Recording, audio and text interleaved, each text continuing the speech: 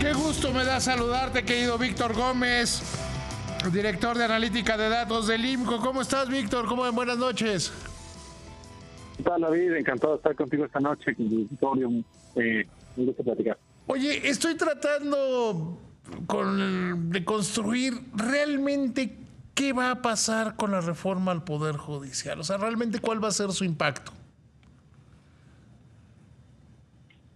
Mira, justo hoy estoy al respecto en una semana. Yo creo que lo que va a caracterizar el proceso de implementación de la reforma es un clima de enorme incertidumbre.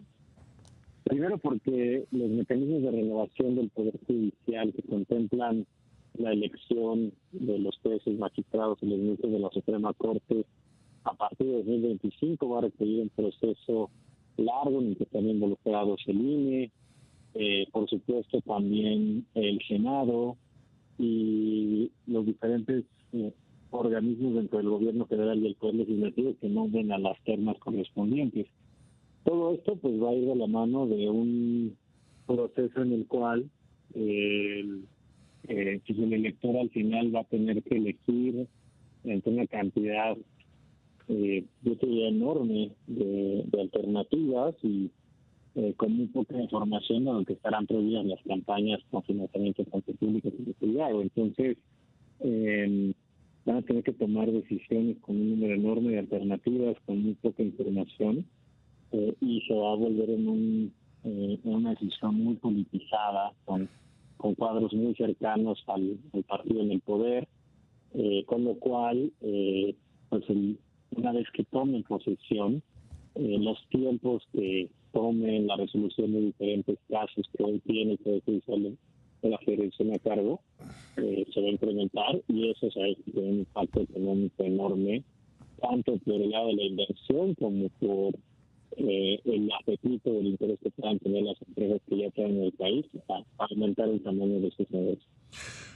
Pero ¿cuánto estimas en tiempo? Porque hay como que algunos creen que mañana que se reúnan y digan que ya va a ser ley y que se publique en el diario oficial y todo el tema simbólico, que ya va a pasar todo. Y yo le calculo pues, 1 año y medio, 2 años para que se empiecen a ver los primeros efectos, ¿no? La verdad es que sí va a ser un proceso tardado. Creo que de manera inmediata lo que vamos a ver, y eso será muy obvio en las nuevas cifras en los próximos trimestres, va a ser la llegada de inversión extranjera directa, particularmente en el rubro de nuevas inversiones, que ya está en niveles de crecimiento históricamente bajos. El último trimestre reportado fue prácticamente de cero. Sí. Hay que recordar que para los inversionistas, tanto en la parte de inversión directa como en la inversión de cartera en diferentes activos financieros, las medidas siempre son preventivas, ¿no? Es decir, el clima de incertidumbre que ya había en torno a la aprobación, la posibilidad de que esto fuera real, era latente ya desde hace varios meses, prácticamente desde el resultado de la elección. Y en ese sentido, muchas personas que ya han tomado algunas previsiones para evitar absorber las consecuencias asociadas a esta decisión a nivel legislativo. De ahí que hacia adelante, pues sí, el ajuste, decimos los economistas, en precios y cantidades, es decir, que tanto el crecimiento como la inflación reflejen parte de un entorno pues más debilitado en la parte institucional, no va a ser inmediato, no es que el próximo trimestre el PIB se vaya a caer o en 2 trimestres la economía entra en una recesión por esta razón, sino que el impacto poco a poco se va a ver en el clima de negocios, poco a poco se va a ver en el deterioro de la llegada de inversión nueva y avanza. Vamos, la inversión nueva ya se ha sentido, porque lo que estamos viendo, la cifra de inversión extranjera es muy buena, pero básicamente es que los que están se han quedado y no han llegado nuevos. En el caso de los extranjeros, sí, los que están han reinvertido las ganancias que tienen, pero no han llegado nuevos, es cierto, en medio del apetito que debería despertarse con respecto al nearshoring, ¿no? Y ahí es donde obviamente hay puntos que hay que considerar. Mira, hoy estaba la secretaria de Economía todavía, Raquel Buenrostro. Hoy fue a la reunión de la CAINTRA de Nuevo León, que por cierto, perdón el paréntesis, les mando un abrazo, me hubiera gustado estar con la secretaria, pero yo estuve ahí un día antes, y el tema, el que le preguntaban era si viola o no viola el Tratado de Libre Comercio. Yo creo que esa es una duda que tienen pues muchísimos inversionistas, ¿no? En sentido estricto, el TEMEC no tiene en todos sus capítulos una cláusula que diga explícitamente que el Poder Judicial de los países firmantes tiene que ser autónomo con respecto al Poder Ejecutivo.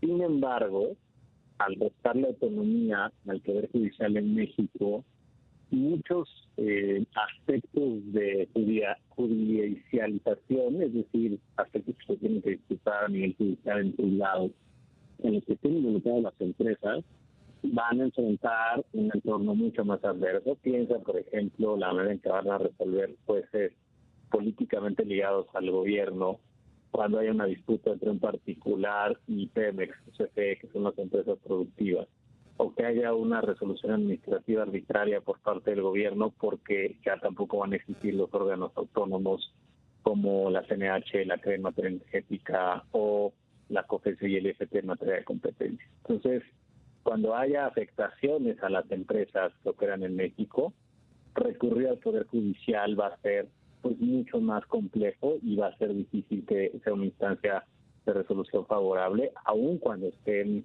incurriendo en prácticas indebidas antimonopólicas regulatorias. Y entonces lo que va a pasar es que dentro del esquema del tratado estas empresas van a tener que recurrir con mayor frecuencia a los paneles de arbitraje internacional, que debería ser la última instancia. Entonces va a ser mucho más costoso operar en México en el marco del TEMEC, porque recurrentemente en aspectos que hoy se podrían resolver de manera directa en juzgados en México, vas a tener que recurrir a otro tipo de instancias, y eso pues, va a incurrir en costos de operación y de transacción mayores para estas empresas. Víctor, desde el gobierno dicen que al contrario, que va a ser todo al revés. ¿Por qué están exagerando así? ¿O cuál es, no la intención, sino cuál es los argumentos que pudieran tener esas versiones? Bueno, de entrada hay que escuchar con atención, ¿no? Para funcionarios y funcionarias que les quedan 20 días en el cargo, pues es muy fácil negar los efectos de una decisión tan desafortunada, ¿no? Porque no van a tener que administrar el resultado ni ni las consecuencias negativas asociadas a esta aprobación. Sí, o sea, Raquel Buenrostro va a estar en la Secretaría de Función Pública, ella no va a tener que administrar este tema, ¿no? Va a ser Marcelo Ebrard. Así es. Si escuchara yo al futuro secretario Ebrard hablar que esto no va a tener ninguna repercusión, me sorprendería. De hecho, pues todo lo contrario, ¿no? Él se excusa de participar en la votación porque sabe, pide licencia como senador, porque sabe que él va a ser una voz clave en el proceso de negociación de la cláusula 11 en 2026. ¿Y con qué credenciales va a llegar a ese proceso si participó activamente en la promoción de esta reforma, ¿no? Entonces ahí tienes una señal mucho más evidente de lo importante que es esto para los miembros del gabinete que entrará a partir del 1 de octubre. Y hubiera sido un error gravísimo que votara, ¿eh? Y todavía mucho más que se pronunciara públicamente sobre el tema. Yo creo que hizo bien en quitarse de la discusión, ¿no? Sacarse la marca, sí, la evidencia anecdótica es contundente a favor de esa postura, es correcto. Sí, o sea, a ver, imagínate que hubiera estado ahí en los gritos, en los jaloneos, pues, y luego que llegara a negociar la cláusula 11, ¿no, Víctor? Correcto, y creo que esa postura de que él jugó un papel clave como negociador en el TEMEC, en los otros procesos que tuvo al inicio de la administración de López Obrador como secretario de Relaciones Exteriores, en las disputas en temas migratorios, él sabe la importancia reputacional pues de no estar expuesto a ese vaivén político local, ¿no? Aunque pues, se llevó golpes de sus propios correligionarios en el momento, ¿no? Pero cuando tú escuchas la imagen que tienen del agente negociador en Estados Unidos, la que tienen allá, no en México, la que tienen allá, pues sí, esas señales de búsqueda de diálogo, de búsqueda de cooperación, de tratar de entrar en una mesa, de dialogar, esa postura es la que se ve del otro lado. Los inversionistas a nivel global no están viendo la mañanera, no están viendo los palomeos en el canal del Congreso, están viendo las señales de los funcionarios mexicanos cuando visitan los países, ¿no? Y esas señales son importantes. De ahí creo que es relevante lo que ha hecho ahí en ese caso en particular el futuro secretario. Yo estoy totalmente de acuerdo. Víctor, te agradezco muchísimo que me hayas tomado la llamada. Un placer, David, que pases muy buena noche. Que te vaya muy